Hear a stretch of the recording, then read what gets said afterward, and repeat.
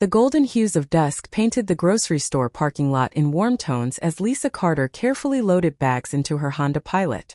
The 34-year-old kindergarten teacher moved with practiced efficiency, her mind already planning the chicken marinade she'd prepare for dinner. The familiar routine soothed her. These small moments of normalcy helped during Marcus's deployments.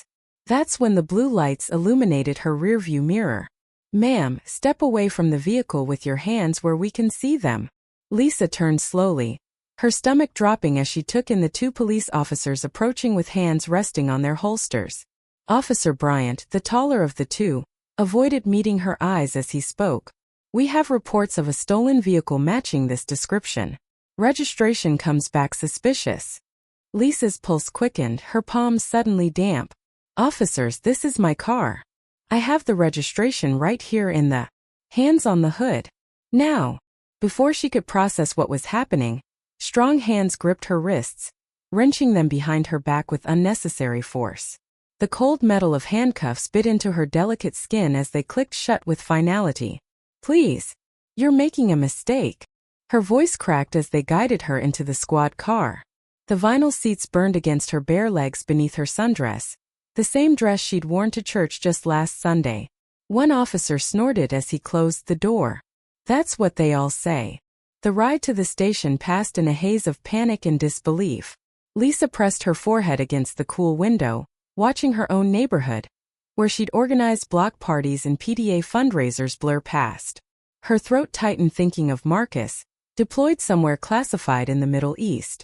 She could almost hear his voice from their last video call. "Baby, if anything happens, call Colonel Peters immediately. He's got your back." But her phone sat useless in her confiscated purse, along with the JAG emergency card Marcus had insisted she carry. At the station, the processing felt deliberately humiliating.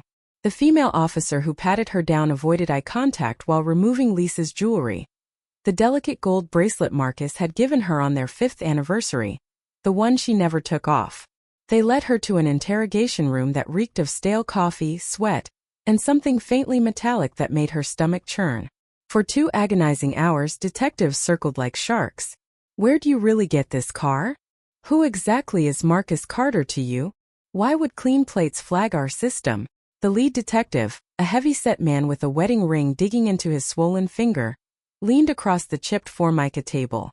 "Your husband just happens to be overseas while you're driving a car with flagged plates?" His tone suggested this was some elaborate ruse. Lisa's hands shook as she fought to keep her voice steady. She inhaled slowly through her nose, just like Marcus had taught her during his first deployment, when her anxiety threatened to overwhelm her. "My husband is an active-duty Delta Force commander. His JAG contact is..." The door exploded inward with enough force to shake the walls. Every head snapped toward the sound. A mountain of a man filled the doorway, dressed in full tactical gear, his face shadowed beneath a black cap bearing no insignia. The temperature in the room seemed to drop instantly, the air crackling with tension. "Sergeant Hayes," the detective stammered, standing so fast his chair screeched across the floor. "We weren't expecting..." "Where is my wife?" That voice. Lisa would know it in her bones through concrete walls across continents. "Marcus." Her whisper barely carried across the room. He crossed the space in 3 strides, dropping to one knee before her with a controlled grace that belied his size. Those enormous hands that had cradled their newborn son with such tenderness now gently framed her face, his thumbs carefully wiping away tears she hadn't realized were falling. "Did they hurt you?" The question was barely audible, but it carried the weight of impending storm. "The dam broke." Hot tears spilled over his fingers as she shook her head, unable to form words. Behind them, the detective babbled about misidentified plates and standard protocol.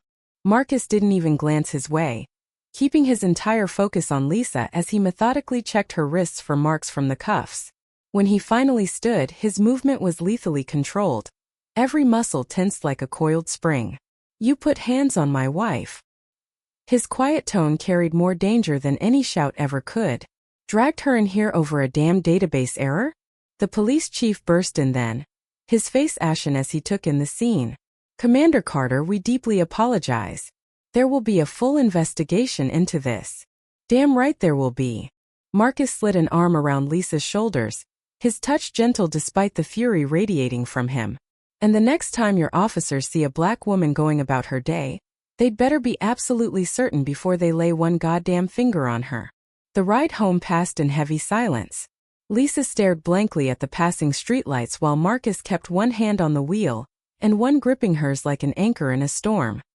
His thumb traced absent circles on her skin, their silent language of comfort developed over years of separations and reunions. As they pulled into their driveway, the porch light glowed warmly. Their elderly neighbor Mrs. Wilkins must have turned it on when she saw the earlier commotion.